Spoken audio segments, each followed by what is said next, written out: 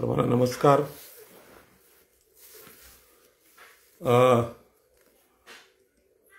सर्वांना नमस्कार, जय भीम।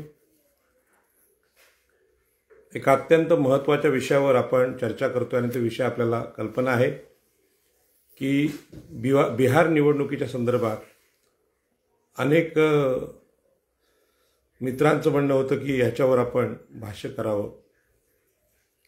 तर आज बिहार निवडणुकीवर आपण बोलणार आहोत।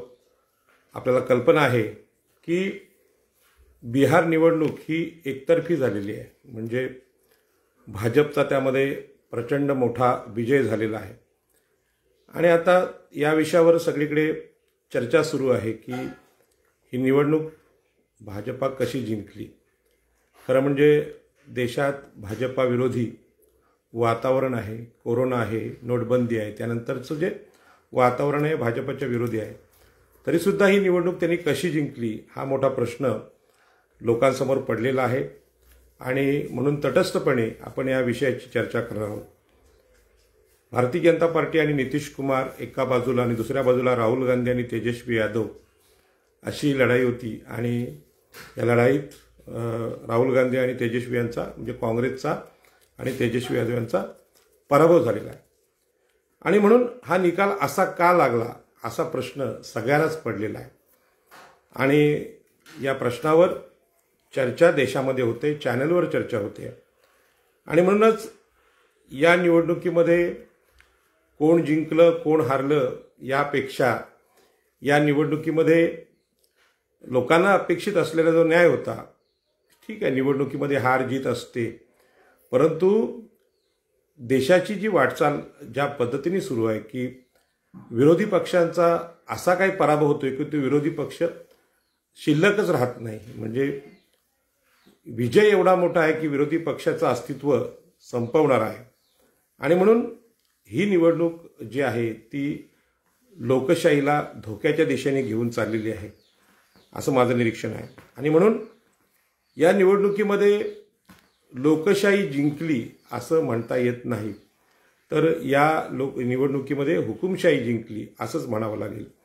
कारण हुकुमशाहीमध्ये लोकशाही संपवण्याची लक्षणं आपल्याला दिसत असतात आणि म्हणून या विजयाचा उल्लेख लोकसत्तामध्ये राम माधव नावाचे एक संघाचे नेते आहेत, त्यांनी असा केला की जातवादाचा पराभव झाला।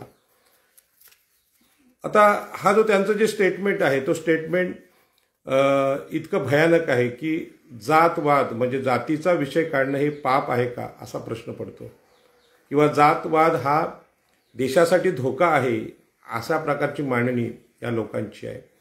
काय आहे हो जातवाद? आपल्याला कल्पना आहे की या देशामध्ये जो मनुवाद आहे तो मनुवाद हा सगळ्यात मोठा जातवाद आहे। त्यामध्ये ब्राह्मण, क्षत्रिय, वैश्य या जातींचं वर्चस्व देशामध्ये राहावं यासाठी मनुस्मृती लिहिली गेली आणि देशातल्या 85% लोकांचं शोषण धार्मिक परंपरेने, अंधश्रद्धेने आणि शोषणाचा जो मार्ग आहे त्या पद्धतीने कायम चालू राहिलं होतं आणि या शोषणावर जो प्रहार केला तो भारतातल्या सगळ्या प्रबोधनवाद्यांनी, सुधारणावाद्यांनी आणि शोषणाविरुद्ध लढणाऱ्या सगळ्या छोट्या मोठ्या जातींनी आणि या जातीने आपल्या अस्तित्वाचा विषय मांडला की आम्हाला सुद्धा देशामध्ये प्रतिनिधित्व मिळालं पाहिजे, मग ते राजकीय सत्तेत असेल, धार्मिक क्षेत्रात असेल, जमिनींच्या क्षेत्रात असेल किंवा सामाजिक क्षेत्रात असेल, आर्थिक क्षेत्रात असेल, आमचा अधिकार आम्हाला मिळाला पाहिजे असं शोषित जातींना वाटत होतं आणि इथे जे स्टेटमेंट आलंय संघाच्या लोकांचं, राम माधवांचं, की हा जातवादाचा पराभव आहे, म्हणजे जातवाद हा वाईट विषय आहे की चांगला विषय आहे हा पण आपण समजून घेतला पाहिजे। उच्चवर्णीयांची सत्ता नेहमीच असणं हा तर जातवादच आहे। सर्वच क्षेत्रात धार्मिक, राजकीय, आर्थिक क्षेत्रात उच्चवर्णीयांचा प्रभाव असणं ही जी मनुस्मृतीची रचना आहे हा जातवाद नाही का? आणि या जातवादाविरुद्ध हजारो वर्षे चिरडलेल्या लोकांनी कधीतरी आपला आवाज उठवणं, कधीतरी राजकीय सत्ता आम्हाला हवी असं मागणं किंवा निवडणुका लढणं हा काय चुकीचा विचार आहे का की सामाजिक न्यायाचा विषय आहे? आणि म्हणूनच ही जी निवडणूक आहे त्या निवडणुकीमध्ये जिंकलेल्या जे त्या लोकांच्या मनात ह्या ओबीसी, SC, ST आणि स्त्रिया या शूद्रातिशूद्रांचा पराभव करण्याचा विषय घेऊन ते निघाले आणि या सगळ्या लढाईमध्ये लोकशाहीमध्ये अत्यंत महत्त्वाचा असलेला विरोधी पक्ष संपवण्याचं जे राजकारण सुरू आहे ते देशाला हुकुमशाहीकडे नेणार आहे. आणि म्हणूनच हा नुसता जातवादाचा पराभव नाही, तर जातवाद ज्याला हे शब्द वापरतात मनुवादी लोक किंवा राष्ट्रीय स्वयंसेवक संघाचे लोक, ती समता आहे की या देशामध्ये 85% लोकांना समतेच्या सामाजिक न्यायानं कधीतरी न्याय मिळावा आणि तो राजकीय क्षेत्रात सुद्धा असावा. जर हजारो वर्ष ब्राह्मण क्षत्रिय वैश्य यांची मनुवादी सत्ता देशावर होती, तर स्वातंत्र्यानंतर जी लोकशाही आणि संविधान आम्ही आणलं त्या संविधानानुसार आमची पण कधीतरी सत्ता यावी असं आमचं प्रामाणिक म्हणणं आहे. आणि ही काय आमची चूक नाही, तर ही समता आहे. आणि आता समतेचा पराभव होऊन डॉक्टर बाबासाहेब आंबेडकरांनी सांगितलं होतं तशी प्रतिक्रांती सुरू झालेली आहे आणि यामध्ये विषमतेचा विजय झालेला आहे. आणि याच्यावर भारतीय जनता पार्टी किंवा त्यांच्या समर्थकांनी प्रतिवाद करावा की तुमची सरकार आल्यानंतर खरोखर या देशामध्ये मागासवर्गीयांच्या प्रति न्याय होईल का. आता मी आपल्यासमोर बोलत असताना ह्या निवडणुकीच्या काळातच 1-2 घटना घडल्यात. त्यामध्ये एक घटना अशी आहे की मुंबईमध्ये झोपडपट्ट्यांमध्ये राहणारा समाज आहे हा ओबीसी, SC, ST आणि अल्पसंख्याक आहे. याच्यावर एसआरए विकास प्रकल्प लादला गेला, तो या लोकांच्या जमीन हक्कावर अन्याय करणारा होता. आणि आम्ही सांगत होतो की जिथे गरिबांच्या मागासवर्गीयांच्या वस्त्या आहेत तिथेच त्यांना त्यांची हक्काची घरं भेटली पाहिजे, त्यांना स्वयंविकासाचा अधिकार मिळाला पाहिजे. परंतु आता सरकारने हा निकाल येताच एक निर्णय दिला की अशा प्रकारच्या झोपडपट्ट्या 50 एकरपेक्षा जास्त जागेवर असतील तर त्या विकसित करण्यासाठी बिल्डरला किंवा एसआरएला त्यांच्या परवानगीची गरज नाही, म्हणजे त्यांच्यावर जबरदस्ती करण्याचा अधिकार सरकारला मिळाला. हे काय आहे? ही हुकुमशाही आहे. आणि ही हुकुमशाही कोणावर आहे? गरिबांवर आहे. उच्चभ्रूंच्या वस्त्या आहेत त्याच्या बाबतीत अशा प्रकारचा निर्णय सरकार घेत नाही, तर झोपडपट्ट्यांच्या बाबतीत असा निर्णय घेत आहे. आणि हा निर्णय लोकशाहीच्या विरोधी आहे. अशाच प्रकारचा निर्णय मुंबईमध्ये ससून डॉक म्हणून आमचा जिथे कुलाबा कोळीवाडा आहे आणि संपूर्ण समुद्राची मच्छी येते आणि बोटीतून येते आणि ती वितरणाची व्यवस्था ज्या गोडाऊनमध्ये होते ससून डॉकच्या, ते गोडाऊन शेकडो वर्ष तिथे मच्छीचा व्यवहार चालायचा, ते पुन्हा एकदा केंद्र सरकारने ताब्यात घेतले आणि तिथल्या महिलांना, तिथल्या व्यापाऱ्यांना, मच्छीमार व्यापाऱ्यांना बाहेर काढलेले आहे.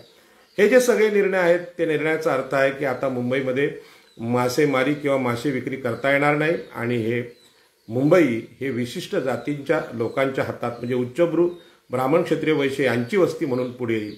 हे जे 2 प्रत्यक्षातले निर्णय आहेत ते प्रत्यक्षातले निर्णय सांगतात की या देशातल्या ओबीसी, SC, ST यांची घरं असतील, त्यांचे व्यवसाय असतील, ते आता त्यांनी करायचे नाही, देशातली प्रमुख शहरं आमच्या ताब्यात असतील, अशा प्रकारचा प्रत्यक्ष परिणाम आहे. अनेकांना असं वाटू शकतं की बाबा नेहमीच तुम्ही भारतीय जनता पार्टीच्या विरुद्ध बोलता. आम्ही जे बोलतोय ते आमच्या अधिकारांसाठी बोलतोय. शेवटी देश हा सगळ्यांचा आहे, तो भारतीय जनता पार्टीचा पण आहे, काँग्रेसचा पण आहे, सगळ्या काँग्रेस, राष्ट्रवादी सगळ्या पक्षांचा आहे, पण यापेक्षा तो भारतीय नागरिकांचा आहे. जर भारतीय नागरिकांचे अधिकार नाहीसे होत असतील तर ती लोकशाही काय कामाची.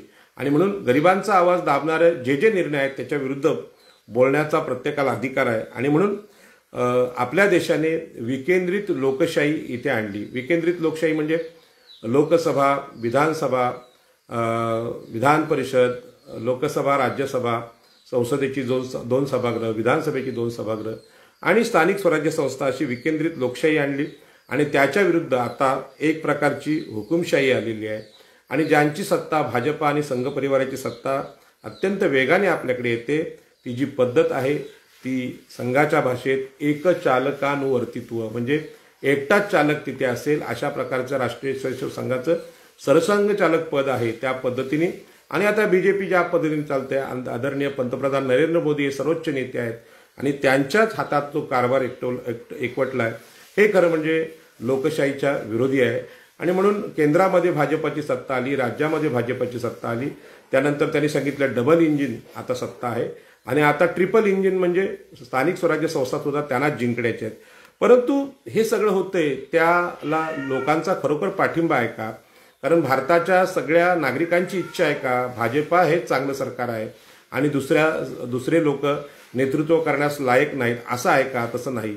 लोकभावना ही वर्तमान सरकारच्या विरोधात आहे आणि तरीसुद्धा हे सरकार जिंकून येते. याच्या पाठीमागच्या कारणांवर आपण चर्चा केली पाहिजे.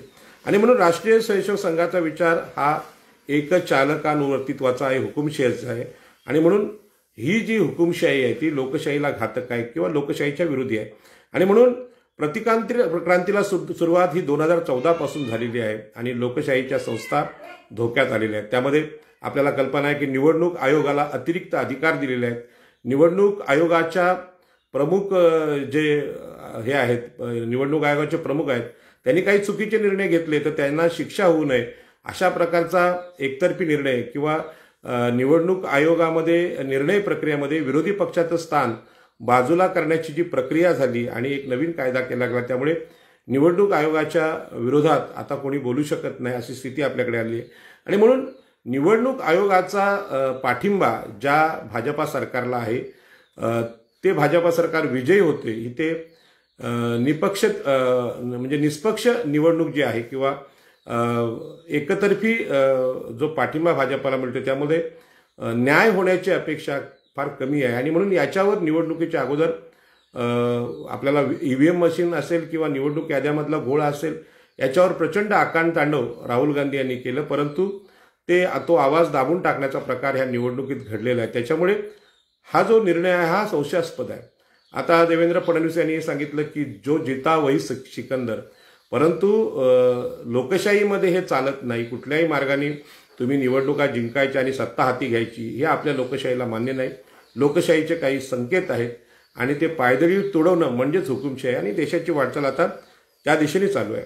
म्हणून आपल्याला कल्पना आहे की धार्मिक ध्रुवीकरण करण्याचा प्रकार सुरू आहे. हिंदू विरुद्ध ब्राह्मण, हिंदू विरुद्ध मुस्लिम किंवा अल्पसंख्याक यांच्या विरुद्ध हे रान पेटवणं किंवा हिंदू राष्ट्रवाद आहे म्हणजे मनुस्मृतीचा राष्ट्रवाद आहे आणि भेदाभेद, एकामेका जातींमध्ये भांडणं लावणं, हे जे सगळे प्रकार चालू आहेत, मूलतत्ववाद आहे, हे अशा पद्धतीने या ज्या सगळ्या निवडणुका चालू आहेत त्या अत्यंत देशाला धोकादायक आहेत. आणि म्हणून जी क्रांती आमच्या सगळ्या लोकांनी केली म्हणजे या देशामध्ये लोकशाही यावी, निर्णय प्रक्रियेमध्ये प्रत्येक माणसाला मताचा अधिकार मिळावा, स्त्रियांना पुरुषांना मताचा अधिकार मिळावा, ही खरं म्हणजे या देशातली क्रांती होती. ब्राह्मण क्षत्रिय वैश्य यांना सर्वोच्च अधिकार मनुस्मृतीने आणि इथल्या धर्मव्यवस्थेने दिले होते, परंतु हे अधिकार इतर सगळ्या लोकांना, अस्पृश्य समजलेल्या आदिवासी असतील, एससी असतील आणि ओबीसी असतील, शूद्र ओबीसी असतील, यांना सुद्धा मतांचा अधिकार, राजकीय अधिकार मिळावा अशा प्रकारची क्रांती भारतीय संविधानाने केली होती. त्या क्रांतीच्या विरुद्ध आता प्रतिक्रांती सुरू झाली आणि मग निवडणुकीमधून, निवडणूक मतदार यादीतून विशिष्ट लोकांची नावं वगळणं म्हणजे आपल्या जे विरोधी मताचे लोक आहेत त्यांची नावं वगळणं किंवा दुसऱ्या लोकांची नावं घुसवणं अशा प्रकारचे प्रकार झाले. आणि निवडणुकीमध्ये मतमोजणीमध्ये घोळ दिसून आला. मी 2 वेळा लोकसभा लढलोय. माझ्या दोन्ही निवडणुकीमध्ये माझ्या लक्षात आलं की एकूण मतदारांची संख्या टॅलीच होत नाही, परंतु उमेदवार, जिंकलेला उमेदवार तो घोषित केला जातो आणि ज्या पद्धतीने भाजपाचे उमेदवार जिंकलेत त्यांची टक्केवारी जी मतांची आहे ती हरलेल्या लोकांपेक्षा कमी आहे, परंतु उमेदवार विजयी होण्याचं प्रमाण आहे ते जास्त भाजपचं आहे. याचं कारणच असं आहे की जेथे जेथे कमी मतदान आहे तिथे काहीतरी कृत्रिम बदल झाल्याचा लोकांच्या लक्षात आलेला आहे. आणि म्हणून बिहार राज्याची निवडणूक अत्यंत महत्त्वाची आहे. भारतामध्ये पहिल्यांदा समतेचा पुरस्कार भगवान बुद्धांनी केला आणि त्यांनी सांगितलं की ब्रह्मदेवाच्या मुखातून ब्राह्मण जन्मले याच्यावर माझा विश्वास नाही, कारण माणसाचा जन्म हा निसर्ग प्रक्रियेने आईच्या पोटातून होतो, ब्रह्मदेवाच्या मुखातून होत नाही. क्षत्रियांचा जन्म बाहूतून झाला आणि वैश्यांचा मांड्यातून आणि शूद्रांचा पायातून. ही जी धार्मिक विषमता होती त्याला प्रथम आव्हान आपल्या देशामध्ये भगवान बुद्धांनी केले, चारवाकांनी केले, महावीरांनी केले. आणि त्याच बिहार राज्यामध्ये भगवान बुद्धांचा जन्म झालेला आहे. बुद्धाची परंपरा, समतेची परंपरा, तर्काची, विज्ञानवादाची परंपरा बिहारमध्ये आहे आणि तिथे भाजपाचा विजय होणं ही गोष्ट खरोखर बुद्धाच्या विचाराने जे जे लोक चाललेत. आपलं भारतीय संविधान असेल, संविधानाचे शिल्पकार डॉक्टर बाबासाहेब आंबेडकर असं सांगतात की ज्या हिंदू धर्मात मी जन्मलो ते माझ्या हातात नव्हतं, परंतु ज्या दिवशी मला सत्याचं ज्ञान झालं त्यानंतर हा हिंदू धर्म मी सोडून देईन आणि बुद्ध धर्म त्यांनी स्वीकारला.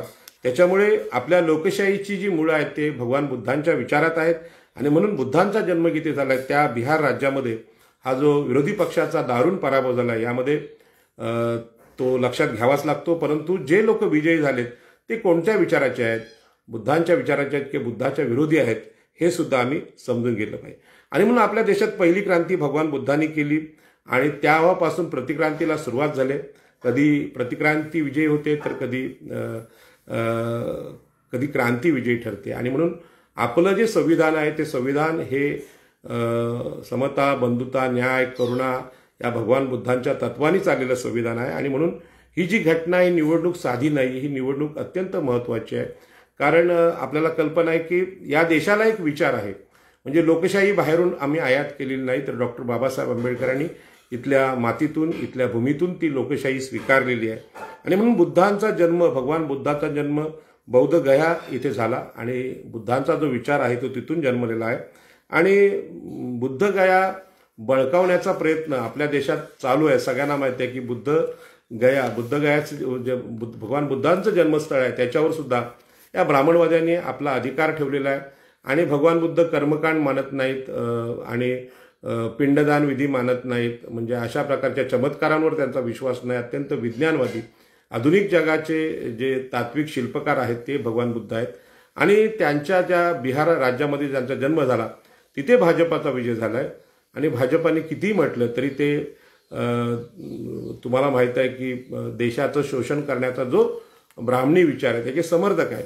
आणि म्हणून बुद्धाच्या जन्मगावी ही प्रतिक्रांती झालेली आहे आणि प्रतिक्रांती पूर्ण भारतात करण्याचा त्यांचा प्रयत्न आहे, परंतु दक्षिण भारताने ही क्रांती रोखलेली आहे. आणि म्हणूनच महाराष्ट्रामध्ये याची चर्चा करणं आपलं सगळ्यांचं कर्तव्य ठरतं.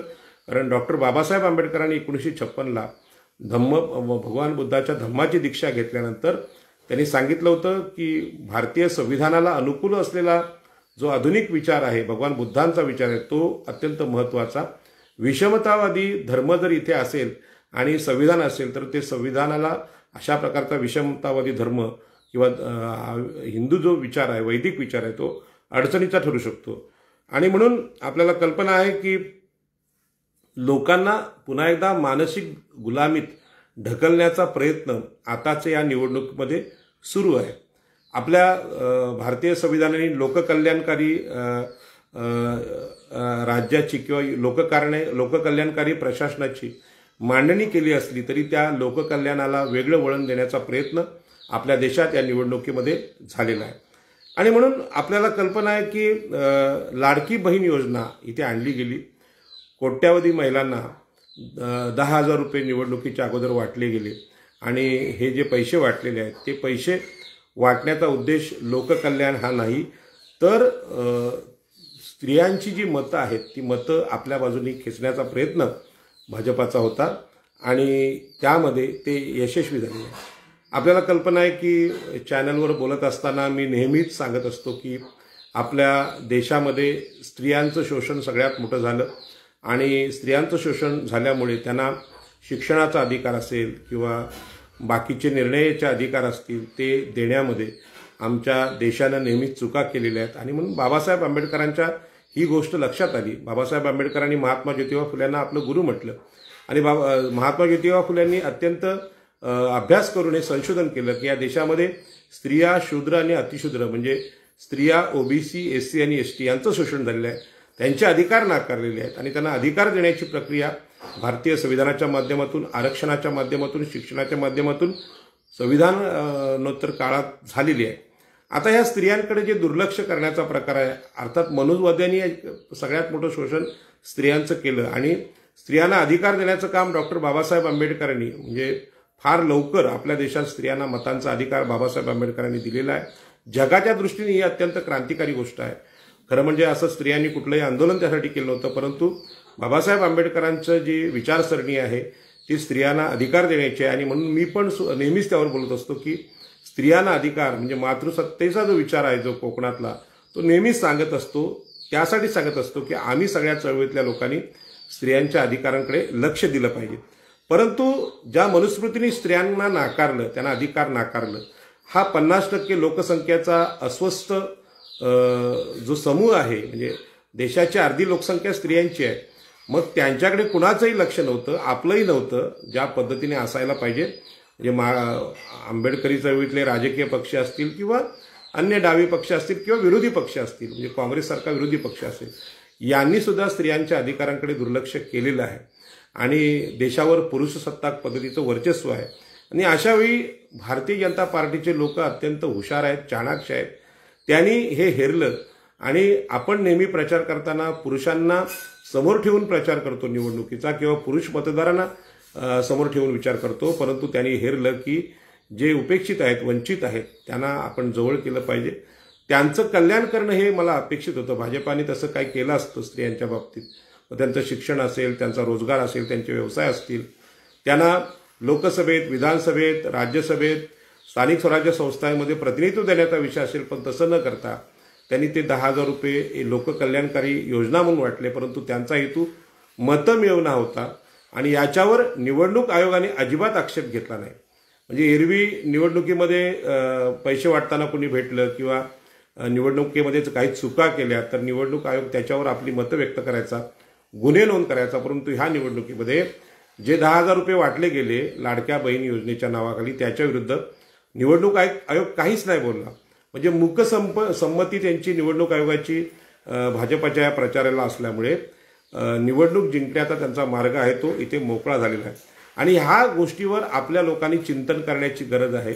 जे काय राजकारण आम्ही करतोय त्यामध्ये स्त्रियांना अधिकार देण्याची आंदोलनं आम्ही चालवली पाहिजेत असं माझं मत आहे। आणि हा शिकण्याचा विषय आहे। म्हणजे शत्रूंनी ज्या पद्धतीने, म्हणजे भाजपाने, संविधान विरोधी लोकांनी मनुस्मृतीने खरं म्हणजे स्त्रियांना अधिकार नाकारले होते, ते अधिकार देण्याचा प्रयत्न केला असता तर त्यांचं कौतुकच केलं असतं, पण ज्या पद्धतीने त्यांनी हे सगळं षडयंत्र केलेलं आहे, बिचाऱ्या स्त्रियांना माहीत नाही की लाडकी बहीण योजना ही ज्या लोकांनी आणली त्याच लोकांनी हजारो वर्ष इथल्या महिलांवर अन्याय अत्याचाराचं समर्थन मनुस्मृती या माध्यमातून केलं। भारतीय संविधानाचे जनक डॉक्टर बाबासाहेब आंबेडकरांनी जर ती मनुस्मृती जाळली असेल तर खरोखर या लोकांचं, हिंदुत्ववाद्यांचं स्त्रियांवर आपल्या न्यायासाठी काही प्रेम असतं तर त्यांनी पहिल्यांदा हे संविधान जाळून याची सुरुवात, संविधान नव्हे तर मनुस्मृती जाळून याची सुरुवात केली असती। आणि संविधानामध्ये स्त्रियांना पहिला अधिकार आहे, संविधानामध्ये स्त्रियांचे अधिकार प्रथम आहेत, ही गोष्ट ठासून जगाला सांगितली असती, परंतु त्यांनी तसं न करता थेट सरकारी योजना, लोककल्याणकारी योजनेच्या माध्यमातून हे 10,000 रुपये देण्याचा प्रयत्न केला आणि सांगितलं की लाडक्या बहिणींमुळे आम्ही विजय झालो, परंतु प्रत्यक्ष निवडणुकीचा जो त्यांचा डाव आहे तो याच्यापेक्षा वेगळा आहे। आणि त्यांची ती प्रतिक्रांतीची स्थिती आहे किंवा प्रतिक्रांतीची पद्धत आहे, ह्याच्यावर खूप वेळा बोलावं लागेल, तो आपण विषय समजून घ्यावा लागेल। मला ज्या गोष्टी कळल्यात त्या गोष्टी सांगण्याचा मी इथे प्रयत्न करतो।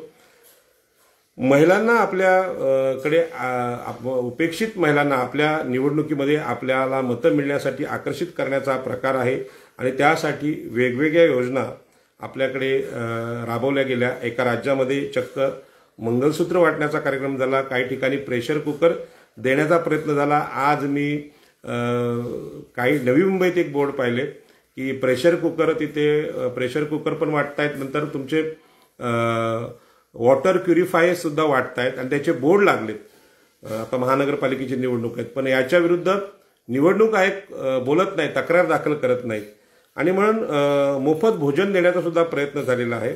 आणि हे सगळे मते मिळवण्याचे प्रयत्न आहेत आणि याच्यावर खरं म्हणजे कारवाई झाली पाहिजे, परंतु अशी कारवाई होत नाही।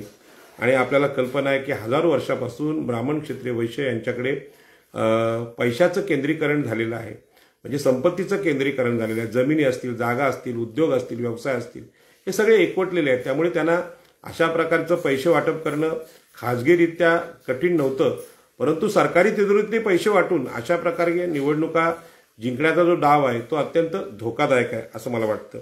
आणि म्हणून असा पहिला प्रयत्न मध्य प्रदेश झालेला आहे बहिणींना पैसे देण्याचा, लाडक्या बहिणी म्हणून। कर्नाटकामध्ये हे झालं आणि अन्य राज्यांना आता सुद्धा असंच वाटायला लागलं की निवडणुका जिंकण्यासाठी लाडकी बहिणी योजना ही चांगली आहे, कारण आम्ही सगळ्या देशाने महिलांकडे बघितलं नव्हतं।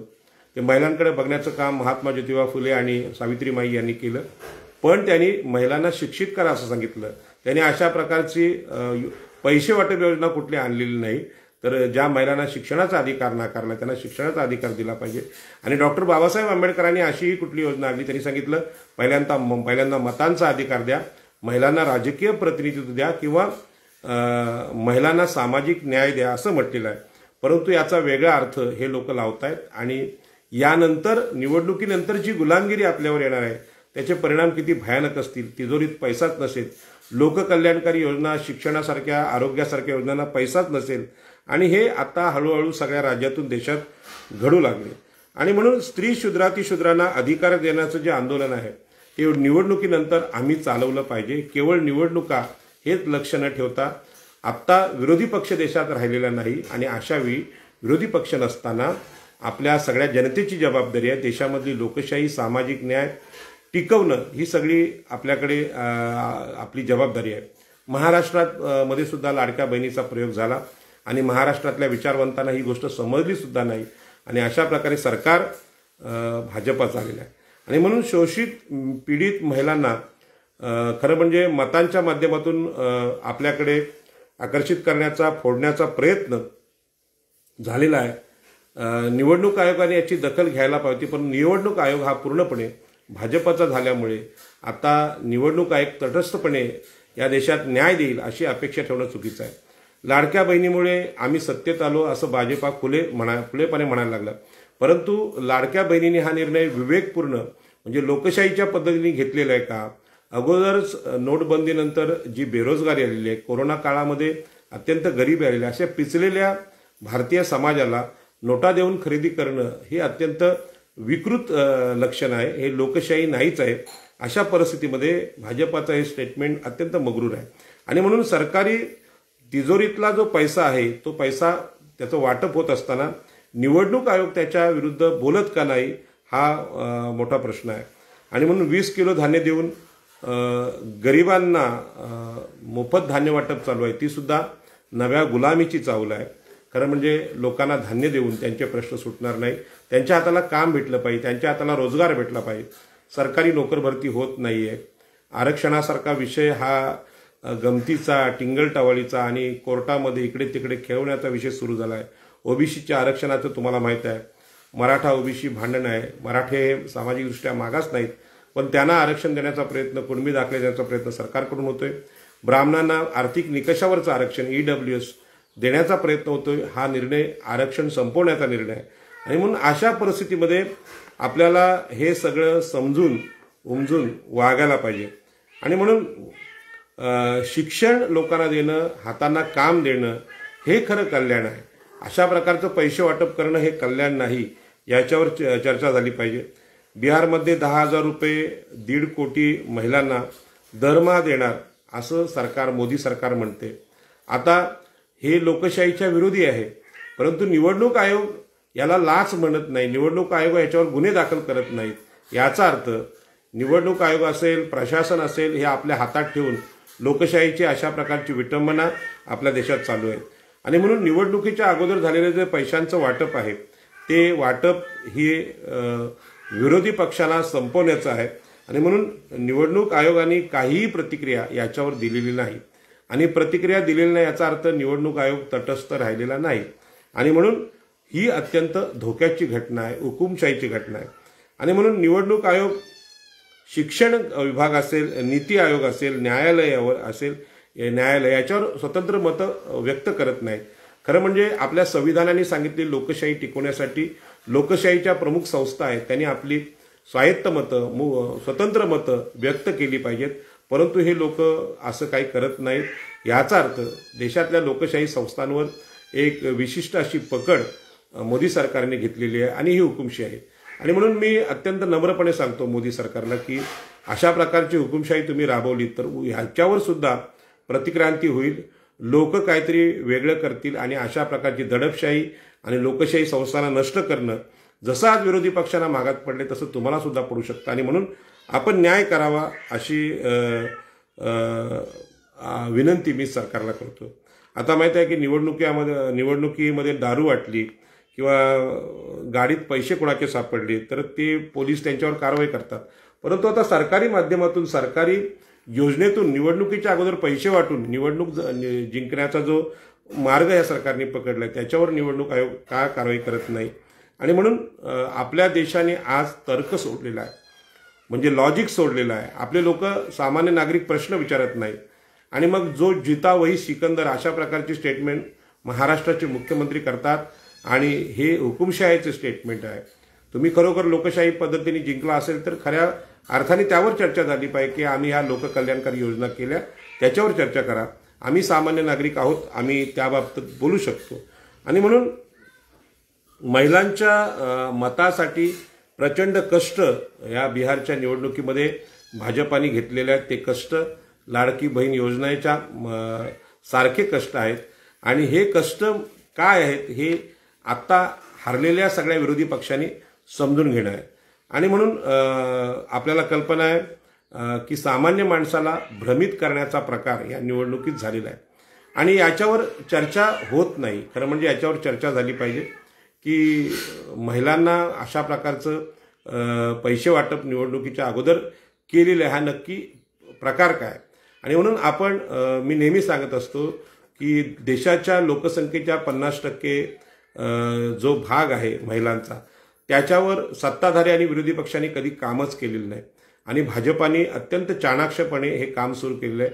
फक्त ते पैसे वाटप न करता सामाजिक न्यायाचं, शिक्षणाचं काम त्यांनी केलं असतं तर निश्चित देश पुढे गेलेला असता, प्रगतीपथावर गेला असता. आणि म्हणून लोकशाही जिवंत ठेवण्यासाठी लोकांचं प्रबोधन हे अत्यंत गरजेचं आहे. खरं म्हणजे या विषयावर बोलायचं की नाही असा प्रश्न माझ्या मनात आला होता, परंतु आपण बोललं पाहिजे, चर्चा केली पाहिजे. एक खूप विद्वान किंवा ज्ञानी म्हणून नाही, ते सामान्य माणसाची मतं म्हणून आपण मांडली पाहिजेत आणि याची चिकित्सा झाली पाहिजे. आपण सुद्धा याच्यावर बोललं पाहिजे अशी विनंती या निमित्ताने मी करतो. राजकारणाच्या पलीकडे जाऊन आपण याचा विचार केला पाहिजे. भाजपाचे जे कोणी नेते आहेत त्यांना पण माझं सांगणं आहे की महात्मा ज्योतिबा फुले आणि सावित्रीबाई फुलेंनी जी शिक्षणाची सुरुवात आमच्या देशात केली, त्याच्या अगोदर महिलांना शिक्षण नाकारलं होतं, हे वास्तव आहे. मग महात्मा ज्योतिबा फुले आणि सावित्रीबाईंचा मार्ग जो शिक्षणाचा आहे, त्या बाबतीत आत्ता भाजपा सरकार मुलींच्या शिक्षणासाठी काय करायला तयार आहे. प्रत्येक गावात मुलींची शाळा, मुलींचं हॉस्टेल, मुलींची कॉलेज असायला पाहिजे. पण या बाबतीत आपलं काय म्हणणं आहे.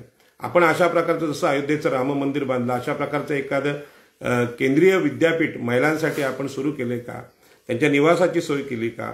तसं न करता हे 10,000 रुपये देऊन गरीब असलेल्या, दुबळ्या असलेल्या समाजाला अधिक गुलाम करण्याचा जो आपला प्रयत्न आहे तो लोकांना हळूहळू समजणार आहे आणि याच्यावर लोक बोलणार आहेत. आणि म्हणून राजकारणाच्या पलीकडे जाऊन आपण याच्यावर बोललं पाहिजे. ग्रामीण भागातली शेती असेल, पाणी असेल, आर्थिक विषय असेल, शिक्षण असेल, इथे महिलांना अधिकार देण्याच्या गोष्टी आम्ही करतो का.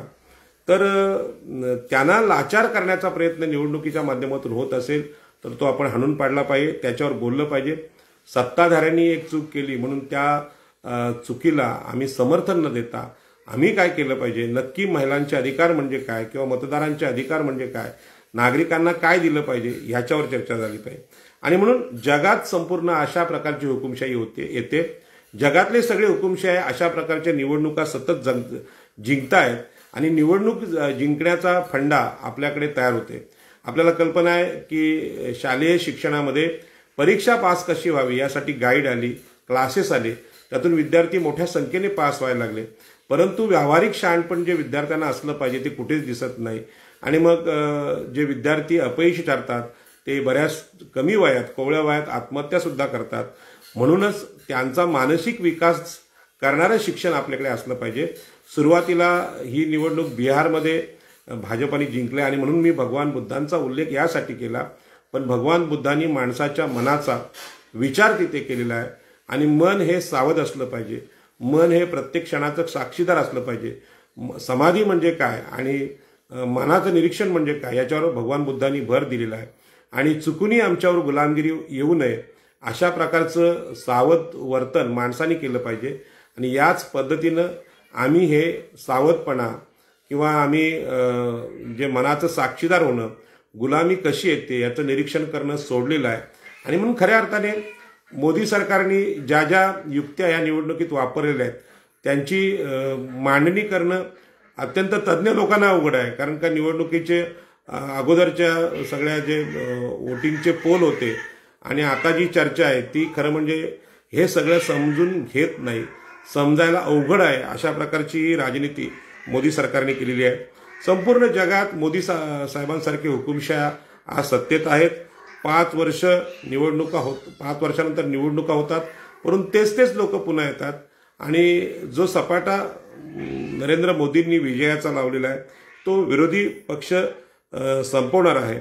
आज रशिया असेल, युरोप असेल आणि भारतामध्ये तेच लोक निवडून येत आहेत. विरोधी पक्ष संपवण्याचा प्रयत्न लोकशाहीच्या माध्यमातून होतोय.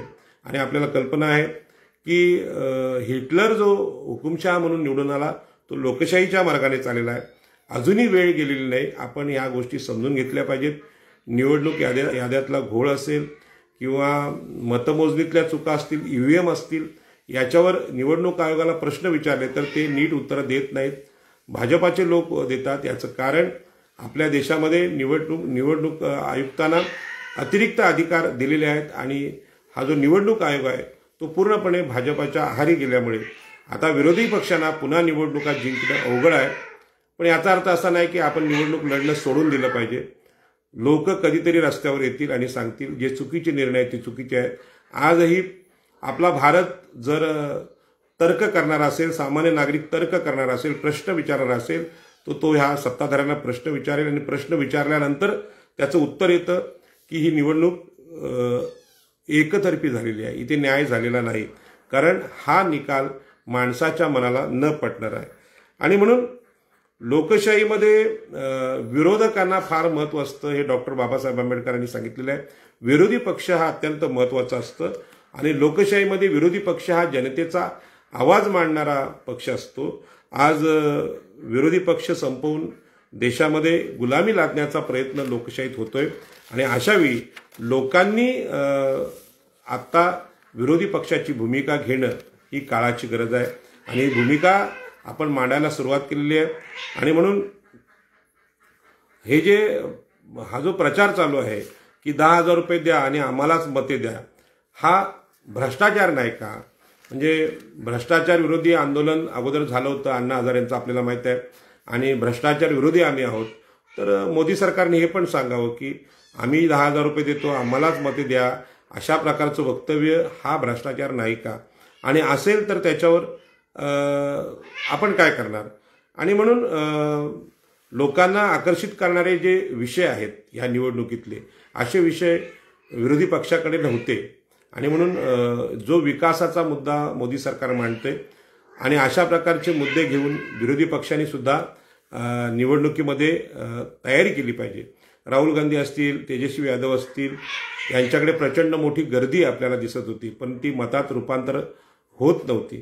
तर याची कारणं म्हणजे जे बारकावे आहेत निवडणुकीतले की निवडणुकी यादीचा सखोल अभ्यास करणं, त्यांची नावं कमी करणं किंवा घुसवण्याचे जे प्रयत्न झालेले ते काही प्रमाणात समोर आले. परंतु एवढ्या बारकाईने जर मोदी सरकार निवडणूक जिंकण्याचा प्रयत्न करत असेल तर विरोधी पक्षांनी किती सावध असली पाहिजे हे आपण लक्षात घेतलं पाहिजे. या देशाला बेहोशीत टाकण्याचं, गुलामीत टाकण्याचं काम मनोवाद्यांनी केलेलं आहे आणि हाच प्रयोग मीडियाच्या माध्यमातून किंवा प्रचार प्रसार यंत्रणेच्या माध्यमातून आपल्याकडे सातत्याने होते. आणि म्हणून भगवान बुद्ध हा कोणताही ईश्वर नाही तर लोकांना सतत सावध, तर्क करणारा, लॉजिक वापरणारा, देव, स्वर्ग, आत्मा, नरक हे चमत्कार नाकारणारा महापुरुष ज्या बिहारमध्ये जन्माला आला त्या बिहारमध्येच ही नवी हुकुमशाही येते. याचा सुद्धा विचार आपण विज्ञानवादी पद्धतीने केला पाहिजे. आणि म्हणून बिहारमधली जी जातीची जी समीकरणं होती ती आता पूर्णपणे बदललेली आहेत. आम्ही एक स्त्री जात आहे आणि पुरुष जात आहे या स्त्री जातीकडे कायम दुर्लक्ष केलं आणि त्यांच्याकडे या लाडक्या बहिणीच्या माध्यमातून लक्ष वेधण्याचा प्रयत्न भाजपाने केला आहे. हा प्रयत्न भाजपाने केला असला तरी तो कौतुकास्पद आहे. आणि म्हणून भाजपा आपला शत्रू नाही आहे, विरोधी पक्ष आहे. म्हणजे आताचे जे विरोधी पक्ष आहे त्यांचा विरोधी पक्ष आहे, सत्ताधारी पक्ष आहे. त्यांनी केलेल्या ह्या सगळ्या निवडणूक विजयातून शहाणपण शिकण्याचा प्रयत्न आम्ही सुद्धा केला पाहिजे. आणि म्हणूनच मी नेहमीच मातृसत्ताक, एकवीरा आई, महाप्रजापती या सगळ्या भगवान बुद्धाची आई आणि मावशी यांचा उल्लेख करून स्त्रियांना अधिकार देण्याची चर्चा नेहमी करत आलो आणि त्याचा जो प्रयोग आहे तो भाजपाने इथे केलेला आहे. आपल्याला कल्पना आहे की आपल्याला माहीत आहे की जातींचं जे राजकारण आहे ते जातींचं राजकारण हे समतेच्या दृष्टीने अत्यंत महत्त्वाचं आहे. परंतु जातीच्या राजकारणाला तुच्छतादर्शक लेखणारं जे भाजपाचं सरकार आहे येत्या काळात त्यांना समजावून सांगायला लागेल की डॉक्टर बाबासाहेब आंबेडकरांनी आपल्या देशामध्ये म्हणजे जाती म्हणजे पिचलेल्या जाती आहेत, दबलेल्या जाती आहेत, त्यांना पुढे आणण्यासाठी जो प्रयत्न केलेला आहे तो प्रयत्न सातत्याने देशात चालवावा लागेल. आम्ही सुद्धा आगरी कोळी लोक डॉक्टर बाबासाहेब आंबेडकरांच्या कुळ कायद्याने पुढे आलो आणि पुढचा जो मार्ग आहे शिक्षण आरक्षणाचा आणि प्रबोधनाचा तो असेल तर ह्या भाजपाच्या गोष्टी आपल्याला समजून येतील. आणि म्हणून डॉक्टर बाबासाहेब आंबेडकरांनी अस्पृश्य समजलेल्या आजच्या बौद्ध बांधवांना ज्या पद्धतीने पुढे आणलं, तर्क करायला शिकवलं, विज्ञानवादी शिकवलं, ती केलेली प्रगती आहे ही हिंदुत्ववाद्याने झालेली नाही, भाजपाच्या विचाराने झालेली नाही, तर ती भगवान बुद्धांच्या विचाराने झालेली आहे. आणि म्हणून भगवान बुद्धांचा विचार या निवडणुकीमध्ये आपल्याला शहाणपण शिकू शकतो, प्रज्ञा शिकू शकतो. आणि म्हणून सगळ्यात जास्त जागा ज्या भाजपाला भेटलेल्या आहेत त्यामध्ये हा खरं म्हणजे सत्याचा विजय आहे असं मला वाटत नाही. सत्याचा विजय असेल तर भाजपाच्या लोकांनी याच्यावर बोलावं, आम्हाला समजावं, आमचं काय चुकत असेल तर समजावं. देशातला विरोधी पक्ष बिहार निवडणुकीमध्ये संपलेला आहे आणि असंच जर चालू राहिलं की देशामध्ये विरोधी पक्षच राहणार नाही, निवडणुकी लढायला कोणी तयार होणार नाही, अशा प्रकारची मांडणी जर भाजपाची असेल तर अर्थात देशामध्ये हुकुमशाही येणार हे सांगायला कुठल्या ज्योतिषाची गरज नाही. आणि म्हणून लोकशाहीमध्ये विरोधी पक्ष अत्यंत महत्त्वाचा आहे, तो विरोधी पक्ष टिकला पाहिजे. हरलेल्या विरोधी पक्षाला माझी विनंती आहे की आपण निवडणूक हरलात म्हणजे सगळं संपलेलं नाही, तर आपली लढाईची आता सुरुवात होते. आणि जो विरोधी पक्ष आहे ते विरोधी पक्ष हे देशाचे उद्याचे सगळ्यात महत्त्वाचे नेते आहेत. त्यांना माझी विनंती आहे की बिहारमधून भगवान बुद्धांनी जन्म घेतला आणि या बुद्धांनी जो विचार या देशाला दिला त्याचा अभ्यास व्हावा. त्या अभ्यासानुसार लोकांनी नेहमी सावध राहिलं पाहिजे, जागरूक राहिलं पाहिजे आणि सत्याच्या दिशेने वाटचाल करण्यासाठी संघर्ष केला पाहिजे, लढलं पाहिजे, हा विषय मी सांगतो. आणि म्हणून बिहारमधली निवडणूक ही देशाच्या दृष्टीने अत्यंत महत्त्वाची निवडणूक होती. त्यामध्ये आपण म्हणजे विरोधी पक्ष म्हणून मागासवर्गीय SC ST शूद्रातिशूद्रांच्या बाजूचे जे नेतृत्व आहे ते हरलेलं आहे आणि त्यांनी आता चिंतन करून येणाऱ्या पुढच्या ज्या निवडणुका आहेत म्हणजे महानगरपालिका, स्थानिक स्वराज्य संस्थांच्या या निवडणुकीतलं मागासवर्गीयांचं जे आरक्षण आहे, राजकीय आरक्षण आहे, ते टिकवण्यासाठी आणि त्यामध्ये निवडणुका जिंकण्यासाठी आटोकाट प्रयत्न करावेत अशा शुभेच्छा व्यक्त करतो आणि माझं बोलणं संपवतो. मधल्या काळात माझी एक बोलताना चूक झाली संविधानाच्या बाबतीत. ते मनुस्मृती जाळणं हे बाबासाहेबांनी काम केलं होतं आणि ते मनुस्मृती जाळण्याचं काम या सरकारने करावं आणि सांगायचं की आम्ही समतेकडे वाटचाल करतोय आणि संविधानाचं संरक्षण करावं अशा प्रकारचं माझं म्हणणं होतं. तर माझी अपेक्षा आहे की याच्यावर आपण बोललं पाहिजे. भगवान बुद्धांचा विचार हा समतेचा विचार आहे, बिहारमधला विचार आहे आणि बिहारच्या जनतेने जे आता सरकार निवडून आणले असं जे बोलतात ते जनतेला मान्य आहे असं मला दिसत नाही, आम्हाला ते मान्य नाही. आणि म्हणून जे काही घोळ निवडणुकीमध्ये झालेले आहेत ते घोळ पुन्हा पुन्हा होऊ नयेत म्हणून लोकशाही संस्था टिकवण्याचा प्रयत्न आम्ही सुद्धा चांगल्या पद्धतीने केला पाहिजे. सगळ्या पत्रकार बांधवांना माझी विनंती आहे की लोकशाही टिकवण्यासाठी आपण प्रयत्न करावा. याचे प्रत्यक्ष परिणाम सामान्य माणसाला भोगायला लागतात, आम्ही ते भोगतोय. नवी मुंबई विमानतळ असेल तिथे आम्ही दिबा पाटलांचं नाव मागतोय परंतु हे सरकार देत नाही. याचा अर्थ हे सरकार OBC शूद्र अतिशूद्र मागासवर्गीय यांच्या विरोधात आहे आणि अशा प्रकारचं सरकार आम्हाला नको आहे. सगळ्या देशातल्या नागरिकांशी प्रत्येकाचा न्याय व्हावा, तो सरकारने करावा, लोककल्याणकारी सरकार व्हावं अशी अपेक्षा व्यक्त करतो आणि माझं बोलणं संपवतो. जय हिंद, जय महाराष्ट्र, नमो बुद्धाय.